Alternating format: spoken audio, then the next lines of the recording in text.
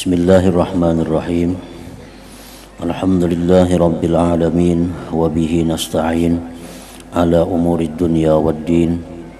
Wassalatu wassalamu ala asyrafil anbiya'i wal mursalin sayyidina Muhammadin wa ala alihi wa sahbihi ajma'in.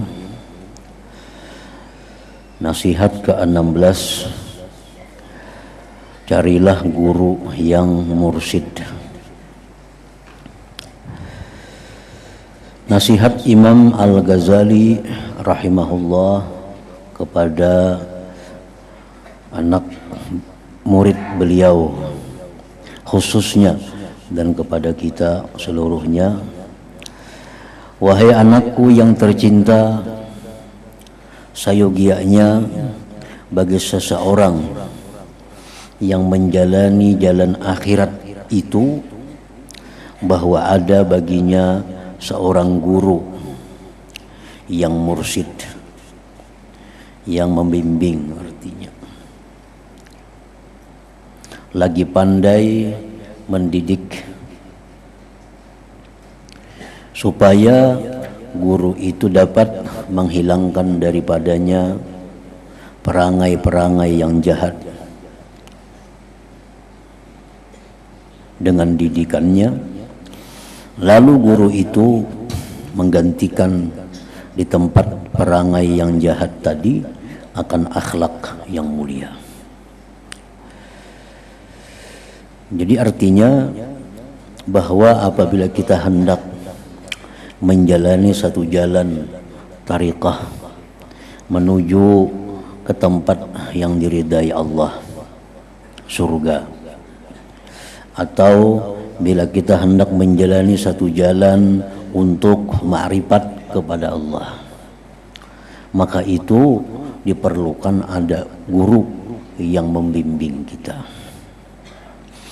Kada bisa kita hanya dengan membaca buku, kada bisa kita hanya dengan mendengarkan kaset. Pasti ada seorang guru yang kita pegang, yang mana guru itu mencukupi syarat-syaratnya untuk menjadi seorang mursyid itu. Nah, karena demikian perjalanan menuju surga itu adalah perjalanan yang panjang. Lagi perjalanannya itu sulit. Perjalanannya itu banyak simpangan-simpangannya. Nah, kalau kada ada guru yang membimbing kita, maka kita akan tersesat dalam perjalanan itu. Sebab dalam sehari-hari kita pasti menemui berbagai macam perkara yang mana kita kada bisa memutuskan apa hukumnya perkara yang kita hadapi itu. Pertama, dari segi halal haramnya. Nah, kemana kita bertakun? Pasti ada guru yang kita tanya, ada masalah ini, apakah halal atau haram, apakah boleh atau dilarang. Nah, kemudian lagi perlu kita tanyakan, sesudah itu jelas hukumnya adalah boleh, apakah ini baik dilakukan atau tidak bagus dilakukan. Karena sesuatu yang boleh itu bisa membawa kepada kebaikan, bisa membawa kepada kejahatan. Kada tentu setiap yang boleh itu baik. Kada tentu setiap yang dibolehkan itu baik dilakukan bagi orang yang sedang menjalani satu perjalanan untuk mendapatkan kemuliaan di sisi Allah Subhanahu wa ta'ala. Nah, jadi artinya mesti kada kawa lepas, kada kawa jauh dengan seorang guru yang bisa membimbingnya, baik dalam hal zahir, hal fikih umpamanya, tentang sembahyang, wudu, jual beli dan sebagainya, dan apalagi tentang batin, tentang hati. Nah, bagaimana caranya menghadapi demikian? Apakah hati kita boleh demikian? Nah, itu perlu guru yang mengarahkan kepada kita.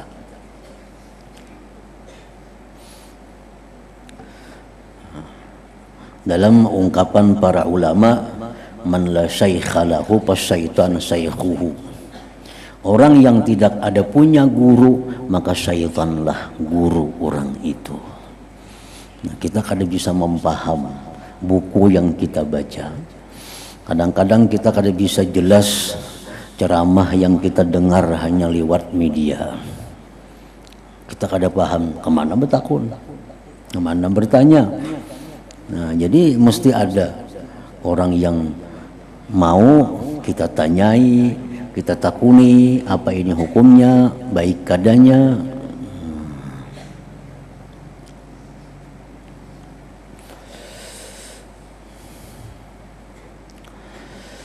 Lalu guru itu menggantikan di tempat perangai yang jahat tadi akan akhlak yang mulia. Yang dulunya seseorang ini ada ria, nah kayak apa cara supaya guru itu bisa merubahnya menjadi ikhlas. Nah, yang dulunya kita ini dengki, iri, bagaimana caranya supaya kita menjadi orang yang selalu berkehendak baik kepada sesama. Yang dulunya kita ini pendendam, pemarah, nah bagaimana supaya kita menjadi orang yang pemaaf.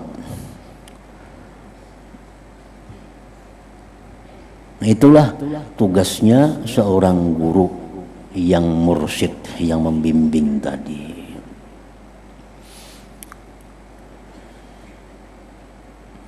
Imam Al-Ghazali mengatakan, apabila kita tidak menjumpai seorang guru yang membimbing kita, atau kita dapat cuma orang kadang mau menerima kita, ada cara lain untuk membimbing kita ke jalan ma'rifat itu, yaitu dengan cara kita mengangkat kawan. Syaratnya kawan ini jujur, kawan ini sayang dengan kita. Kita angkat inya kawan dan kita minta kepadanya agar menegur aku, agar mengingatkan aku bila mana engkau melihat aku menyimpang dari jalan yang benar. Nah, itu cara yang kedua. Kalau kita dapat seorang guru, cari kawan yang baik, cari kawan yang jujur, yang sayang dengan kita. Nah, kita minta kepadanya supaya inya membimbing kita. Artinya menunjukkan kepada kita apa-apa yang kada nyaman dilihatnya daripada kita itu. Sayyidina Umar berkata, rahimallahu mra'an ahda ilayya uyubi. Ujar Sayyidina Umar, Allah merahmati kepada orang yang menunjukkan kepadaku tentang kekuranganku, tentang kejahatanku. Nah, jadi artinya kita berdoa agar orang itu diberi rahmat oleh Allah bila orang itu mau membimbing kita, meluruskan kita yang salah. Dan dalam proses tarbiyah ini, pendidikan ini, kerja seorang guru tidak ubahnya seperti kerja seorang petani yang senantiasa membuang duri dan mencabut rumput yang tumbuh di celah-celah tanamannya. Sama. Maka dengan itu tanamannya akan hidup segar dan akan menghasilkan hasil yang sempurna. Maka sayugia semestinya bagi murid yang hendak dapat kemuliaan di sisi Allah, yang berjalan ke negeri akhirat itu, ada seorang guru yang mentakdibkannya, mengajarkan adab baginya. Mengajarkan adab baginya dan menunjukkan kepadanya jalan Allah Ta'ala. Nah, perkara yang baik itu kadang-kadang banyak perkara yang baik, sedangkan kita ambil keseluruhan kita kadang mampu. Mana yang kita ambil itu guru yang tahu, kita kada tahu.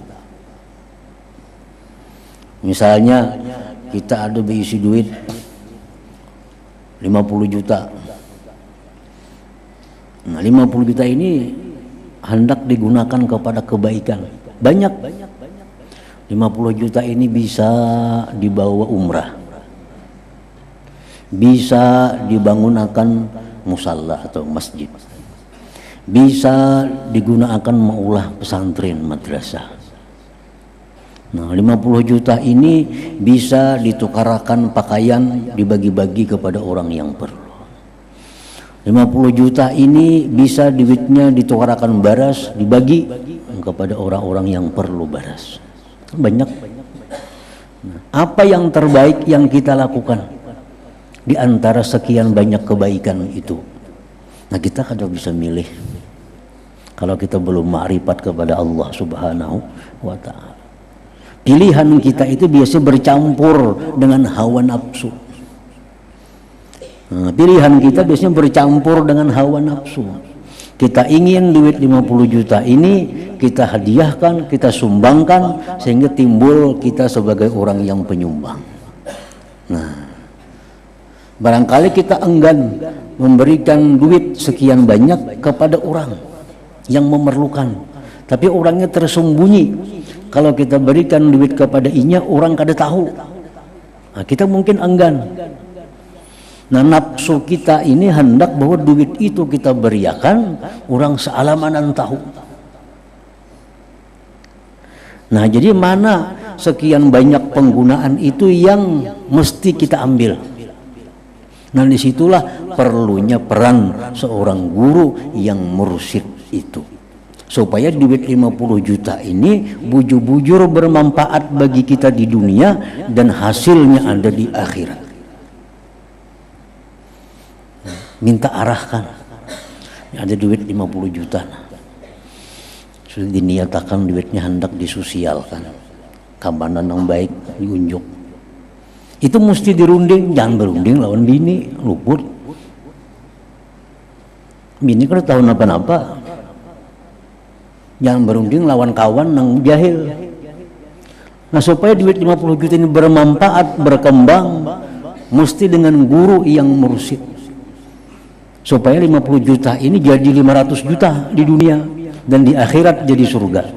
Itu hanya guru mursyid yang tahu kemana mestinya menggunakan duit itu. Nah, amun disedekahkan kemana menyedekahkannya. Amun dibangunkan ini bangunan apa yang paling bermanfaat.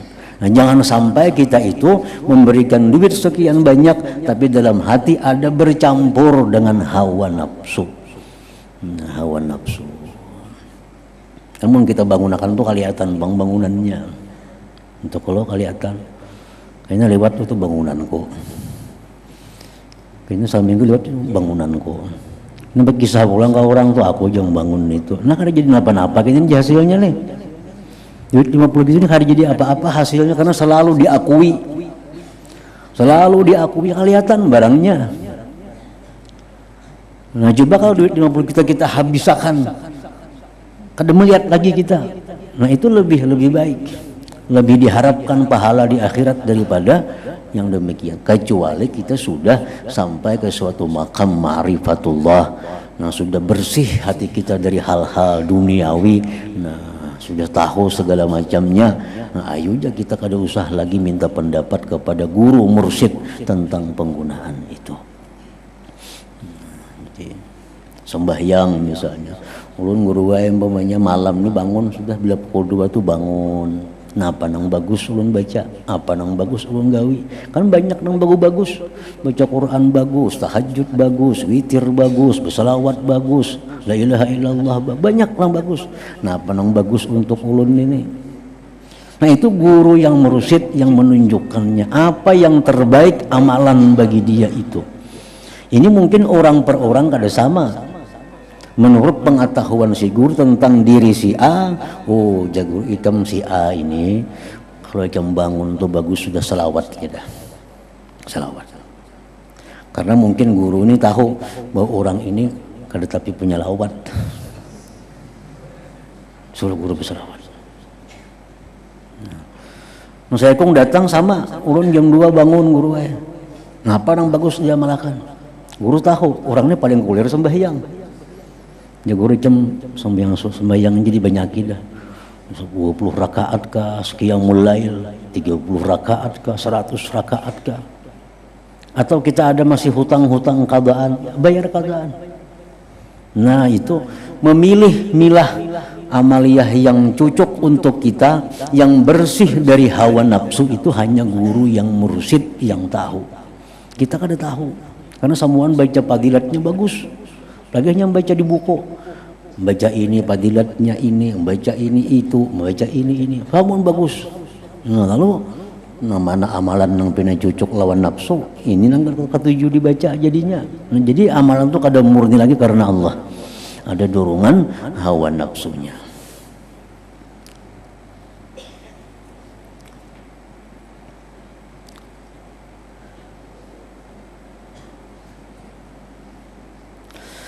Karena Allah Ta'ala telah mengutus segala rasulnya untuk menjadi pembimbing bagi sekalian hambanya. Dan apabila para rasul ini telah meninggal dunia, sudah pasti Allah Ta'ala akan menjadikan bagi mereka akan khulafa, pengganti-pengganti yang meneruskan tugas mereka untuk memberikan bimbingan ke jalan Allah Subhanahu wa Ta'ala. Nah, jadi sahabat Nabi itu datang kepada Nabi, macam-macam Nabi beri nasihat. Ada yang diberi Nabi nasihat, ikam ini aja Nabi. Ada lagi datang lawan Nabi, ulun minta nasihat, ikam aja Nabi ini. Nah, Nabi ini seorang yang membimbing, sidin tahu apa yang diperlukan oleh orang. Jadi kadang memilih seorang amaliyah itu, kebaikan-kebaikan yang banyak itu.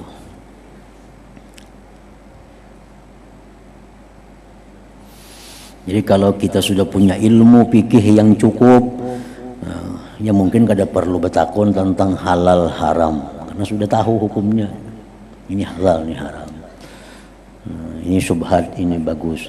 Nah, tapi kalau urusan ini, nah ini hanya seorang yang khusus yang mengetahui apa-apa yang baik kita amalkan, yang bagus kita amalkan. Dan sifat-sifat seorang guru yang mursyid yang layak mengganti Rasulullah sallallahu alaihi wasallam itu ialah bahwa ia seorang yang benar-benar alim. Nah, orang yang jadi guru pembimbing ini orang yang benar-benar alim, yang benar-benar bisa mencukupi apa yang diperlukan oleh muridnya. Dia alim dalam masalah tauhid, sehingga kalau muridnya ini ada kesulitan dalam menghadapi hal ihwal ilmu tauhid, nah gurunya bisa mengarahkan. Si guru ini orangnya harus alim dalam bidang fikih. Nah, sehingga kalau murid ini menjumpai perkara-perkara yang sifatnya fikih, guru bisa mengarahkan tentang ilmu fikih. Dan guru ini mesti orang yang menguasai ilmu tasawuf, ilmu suluk. Nah, karena bila muridnya ini mengalami halangan-halangan tentang masalah tasawuf, gurunya bisa menjelaskan itu. Misalnya si murid orang tuanya atau dan sanatnya meninggal dunia, banyak bisi harta. Datang lawan guru.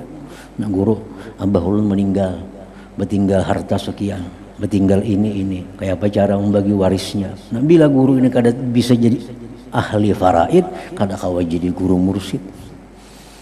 Harus menguasai ilmu fikih. Apapun yang dibutuhkan oleh murid, nah ini bisa mencukupi. Nah, itu orang yang berhak disebut guru mursyid itu. menguasai ilmu tauhidnya, fikihnya, dan tasawufnya. Tetapi bukan semua orang yang alim layak menjadi pengganti kepada Rasulullah Sallallahu Alaihi Wasallam. Jadi ada istilah kullu mursyid alim walaysa kullu alim mursyid. Nah, setiap orang yang mursyid itu pasti alim, dan bukanlah setiap orang yang alim itu bisa menjadi seorang mursyid, seorang pembimbing itu. Kayak manusia-manusia yang diberi Allah wahyu terbagi dua.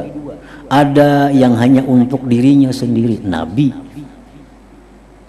Itu kada diberi Tuhan tugas membimbing manusia. Alim, tapi ini untuk dirinya. Ada manusia khusus yang diberi Allah wahyu untuk dirinya sekaligus untuk umat Rasul. Ada alim juga kedua-duanya. Jadi setiap nabi belum tentu rasul, setiap rasul itu pasti nabi. Pasti nabi. Nah demikian setiap orang yang alim belum tentu dia mursyid, bisa membimbing. Nah, setiap orang yang bisa membimbing itu pasti alim. Pasti alim.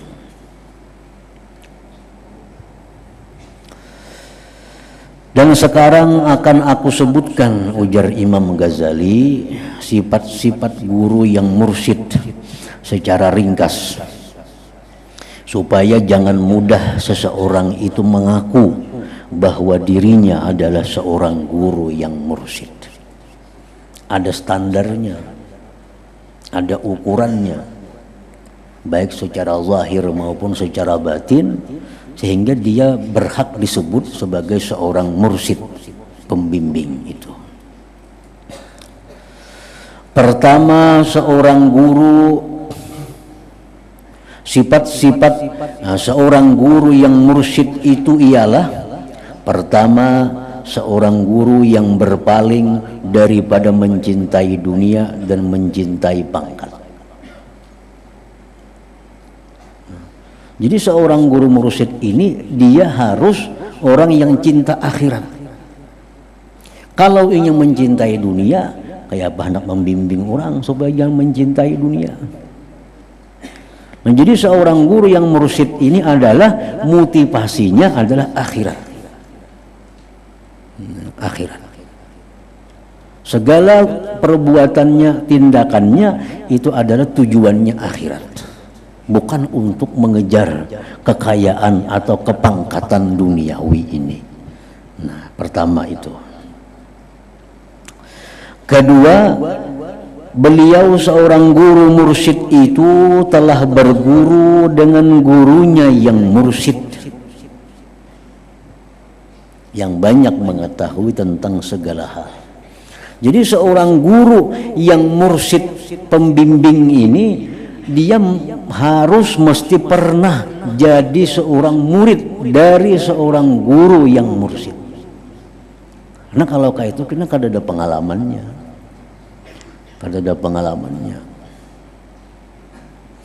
Jadi seorang guru yang mursyid itu, kalau kita hendak berguru lawan sidin itu, kita harus tahu siapa garang guru sidin itu dulu, siapa garang pembimbing sidin itu dulu. Karena kadang mungkin seorang bisa jadi guru yang membimbing kalau dia belum pernah dulunya dibimbing oleh seseorang guru yang mursyid itu. Nah, kalau kita hendak berpegang dengan seseorang guru yang mengurus rohani kita, kita mesti tahu guru itu siapa garang dulu gurunya. Siapa dulu mursyid sidin itu siapa?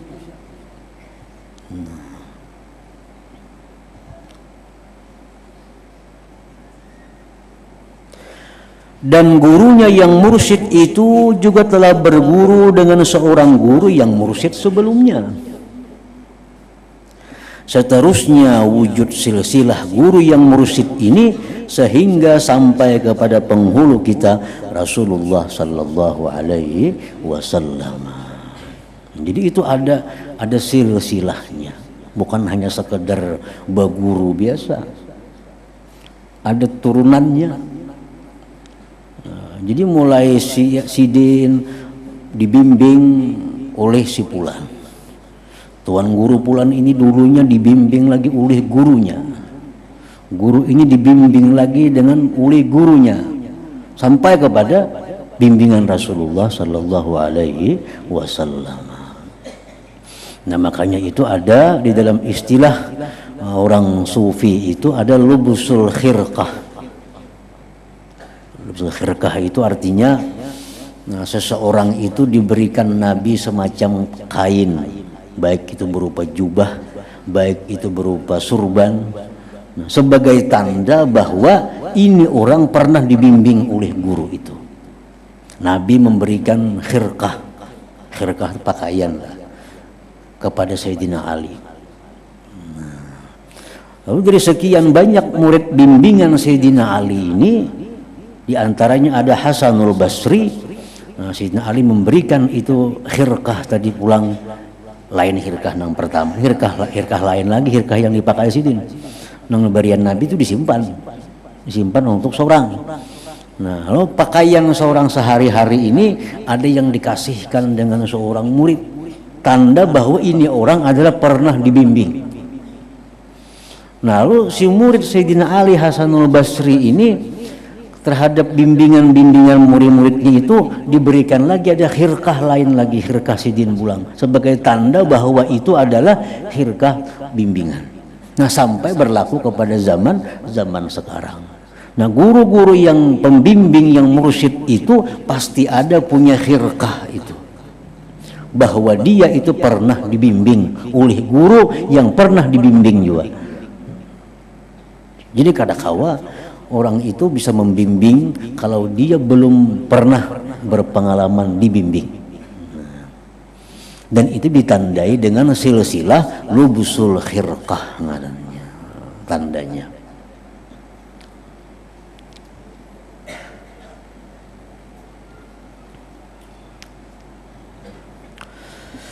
Ketiga, sifat-sifatnya seorang mursyid tadi. Jadi kita harus tahu bujur,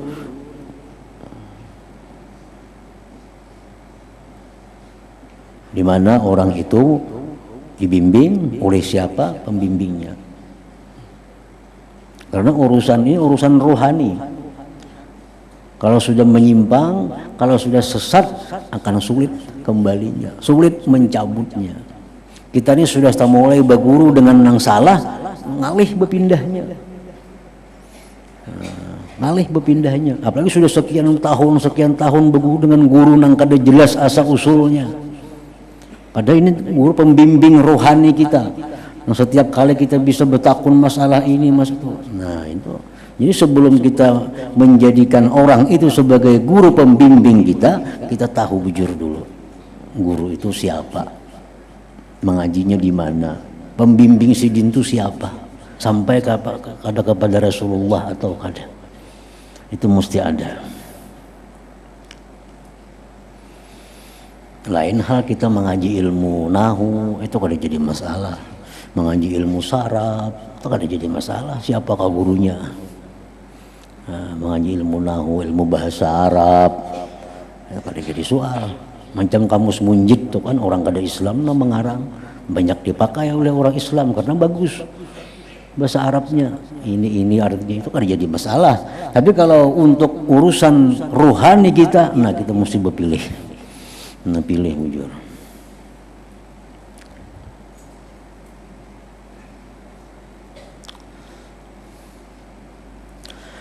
Ketiga, beliau seorang guru yang mursyid, yang pembimbing itu ialah seorang guru yang benar-benar telah berjaya dalam mendidik dirinya dengan menyedikitkan makan, sedikit bercakap-cakap, sedikit tidur, dan banyak bersembahyang, banyak bersedekah, dan juga banyak berpuasa. Artinya ini dalam sejarah, dalam sepengetahuan kita, bahwa guru yang akan kita belajar kepadanya itu, di samping tadi sudah ada dua, nah lagi orangnya itu, gurunya itu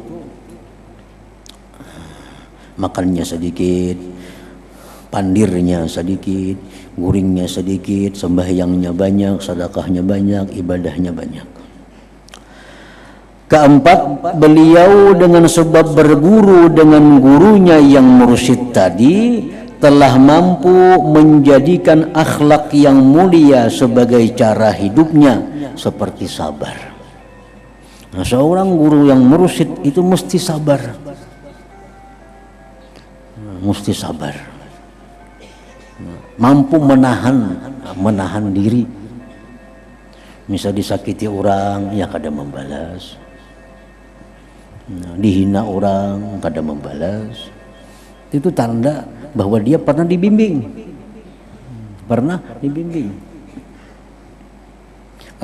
waktu dalam bimbingan itu memang dilatih supaya jadi orang sabar.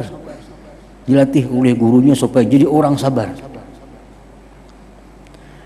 Sembahyang, syukur, tawakal, yakin, qanaah, merasa cukup dengan yang ada, tenang jiwa, penyantun, tawadhu', banyak ilmu, benar, malu, menyempurnakan janji, tenang pendirian, tenang pembawaan, berhati-hati dalam segala urusan, dan sebagainya.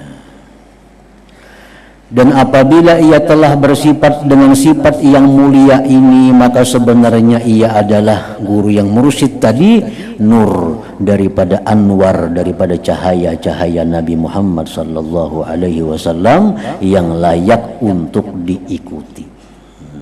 Layak itu diikuti berarti layak diikuti. Tetapi kewujudan guru yang mempunyai sifat-sifat ini sangat jarang sekali. Lebih sukar wujudnya daripada al-kibritul ahmar, belirang yang merah. Nah, guru-guru yang bisa membimbing tadi artinya jarang didapat. Sulit dicari, sulit ditemui, sulit dihubungi. Dan siapa yang telah mendapat karunia yang baik, lalu ia bertemu dengan syekh guru yang mursyid pembimbing ini, dan pihak syekh, pihak guru pula bersedia untuk membimbingnya, maka hendaklah ia benar-benar menjaga adab-adab terhadapnya, sama ada yang zahir atau yang batin. Nah, bila sudah kita bertemu dengan guru yang punya sifat-sifat seperti tadi, nah, lalu Sidin Hakun menerima kita sebagai murid Sidin, nah, maka peganglah itu dan beradablah dengan guru tadi dengan adab baik zahir maupun batin.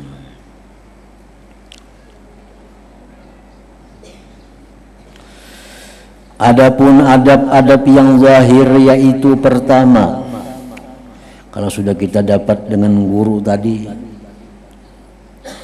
Sidin Hakun mengajari kita, Sidin Hakun menerima kita, adabnya pertama bahwa ia jangan sama sekali bertengkar dengannya. Jangan mahuwali lawan guru artinya. Dan jangan pula suka berhujjah melawannya.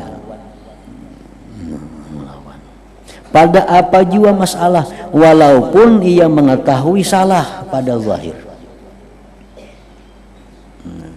Jadi kalau sudah bertemu dengan guru seperti itu, jangan sekali-kali kita mengkritik dengan guru itu, walaupun secara zahir pengetahuan kita salah apa yang dilakukan atau dikatakan oleh guru itu. Nah, hanya ada dua cara menghadapi demikian. Kalau kita sudah dapat seorang guru yang bagus tadi, yang sudah bertitel mursyid tadi, kita diterima belajar di situ. Nah, adab kita yang pertama, jangan sampai mengkritik apa yang Sidin ucapkan, apa yang Sidin lakukan, walaupun menurut kita kada cocok.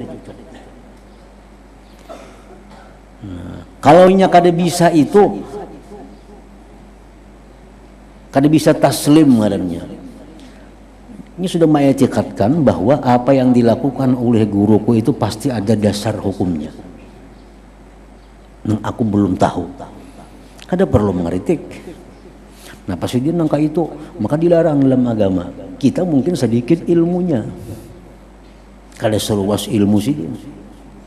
Nah, pertama taslim, serahkan. Sidin manggawe itu sidin tahu aja ilmunya, pasti ada ilmunya. Nah, kalau kada kawa demikian, betakun. Takunakan lawan sidin. Sahabat tuh seringkali bertakun lawan Nabi, napa pian macam ini, maka dia pian kada boleh. Nah, takunakan lawan sidin. Pian ada melakukan ini. Sedangkan dalam pelajaran yang pian ajarkan itu perbuatan yang dilarang Nabi. Kenapa pian melakukan ini? Nah, lebih baik itu daripada mengeritik di hati. Nah, apa sih malah madakan haram, tapi siangnya menggawi. Nah, itu mengeritik ngarannya. Ini sudah diputus hubungannya dengan guru secara hakikat dari Allah Subhanahu wa taala. Kalau kita mengeritik dalam hati kita demikian. Nah, apa sih dia kayak itu semalam madakan haram. Sekali sih menggawi. Nah, itu mengeritik. Nah, sejak itu kita diputus hubungan silsilah ilmu daripada guru itu. Hanya ada dua, satu kita pasrah, pasti sirin ada ilmunya, pasti sirin ada alasannya yang benar. Kalau kada kawai juga, datangi sidinnya, betakun bujur-bujur, supaya jelas, supaya mengerti. Nah, kayak Nabi Ibrahim lawan Tuhan, biar Nabi Ibrahim, ya Rabbi arini kaifa tuhyil mauta, wahai Tuhan perlihatkan kepadaku bagaimana engkau itu bisa menghidupkan yang sudah mati. Nah, ini Quran nih. Nabi Ibrahim bertanya lawan Tuhan, perlihatkan wahai Tuhan bagaimana engkau bisa menghidupkan yang mati. Ibrahim, Tuhan menjawab, awalam tu'min, apakah engkau tidak percaya hai Ibrahim bahwa aku bisa menghidupkan yang mati? Jadi Ibrahim bukan kada percaya, tapi liyatma'inna qalbi, agar hatiku tentram. Agar hatiku tentram, bagaimana engkau bisa menghidupkan yang sudah mati itu. Nah, disuruh Tuhan cancang burung, lani-lanik mencancang. Akhirnya Tuhan dengan kun, jadilah itu burung kembali burung. Nah, hanya tenang Nabi Ibrahim. Nah, demikian pula seorang murid itu, kalau hatinya kada tentram melihat gurunya berbuat hal-hal yang dilarang menurut pengetahuan si murid, nah takunakan lawan sidin. Napa pian manggawi ini supaya hati ulun tenang. Nah, napa ada kapian dalilnya atau apa hukumnya? Nah, itu kena jawaban guru macam-macam. Bisa guru itu menjawab dalilnya, jar guru ini dalilnya. Bisa aja guru cuma mengaji aja terus kita dapat saja ilmunya, bisa juga kayak itu. Kemudian ampir mengaji terus aja guru, karena kan bertamu ini dalil apa nanggo gawe itu pada kada salah. Nah, itu kena jawaban guru kada jauh di antara yang demikian itu.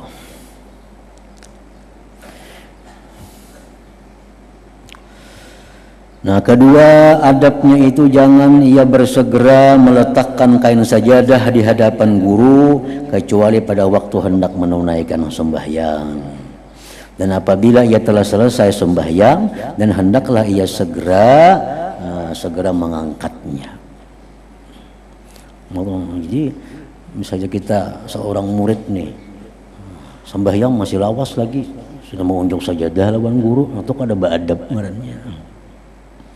Nah, sudah waktu sembahyang sampai, sidin sudah siap anak sembahyang, nah hanyar diurakakan sejadah itu. Itu masuk bagian adab yang lahir. Ketiga, jangan ia memperbanyak sembahyang sunat di hadapannya. Ini di hadapan guru bertasbih.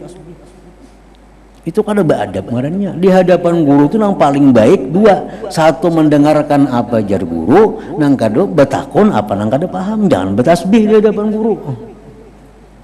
Itu ada beadab ngarannya.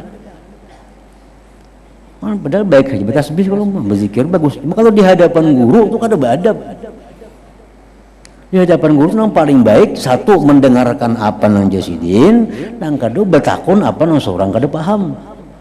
Itu lebih mulia daripada sembahyang sunat di hadapan sidin, daripada bertasbih. Itu tanda kada beradab ngarannya. Nah, keempat, hendaklah ia mengamalkan apa-apa yang disuruh oleh gurunya dengan kadar kemampuannya. Adapun adab-adab yang batin pula, yaitu pertama, segala sesuatu yang ia dengar daripada gurunya dan telah diterimanya pada zahir, maka jangan sekali-kali ia mengingkarinya pada batinnya. Jangan pada perbuatan dan jangan pula pada perkataan, supaya ia terselamat daripada tanda orang yang munafik. Ini secara zahir napa nang jaguru hakun aja, cuma hati menolak. Nah itu juga orang munafik ngarannya. Itu sudah kehilangan adab batin, sudah kehilangan adab batin.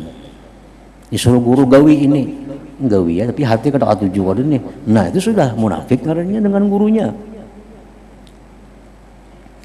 Dan seandainya tidak dapat berbuat demikian, maka sebaiknya tinggalkan saja gurunya itu sehingga sampai suatu masa yang ia dapat menyamakan batin dengan zahirnya.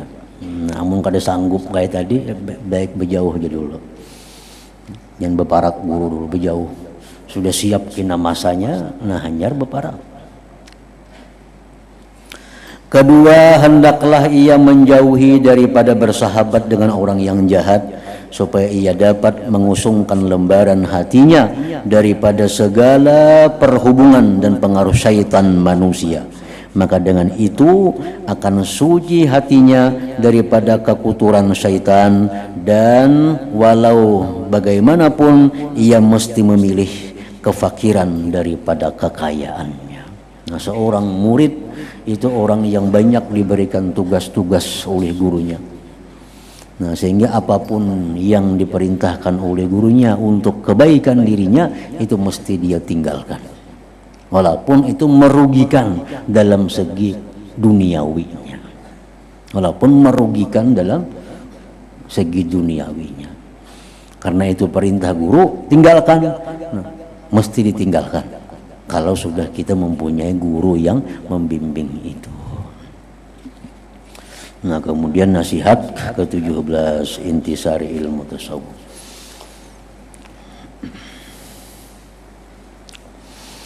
Afdhalu dzikri fa'lam annahu la ilaha illallah Muhammadur Rasulullah, la ilaha illallah Muhammadur Rasulullah, la ilaha illallah Muhammadur Rasulullah, la ilaha illallah, la ilaha illallah, la ilaha illallah, la ilaha illallah, la ilaha illallah. Allah Allah Allah Allah Allah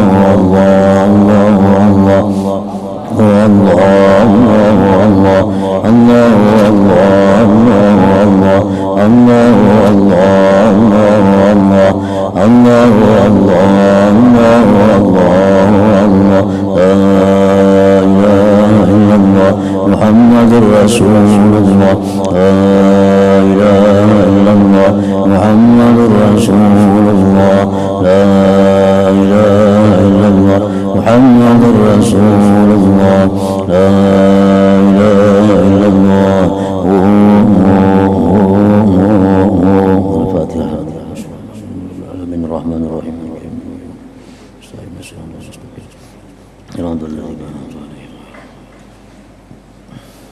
يا أيها الرجل من شفاعة صلوا عليه وسلموا تسليما اللهم صل وسلم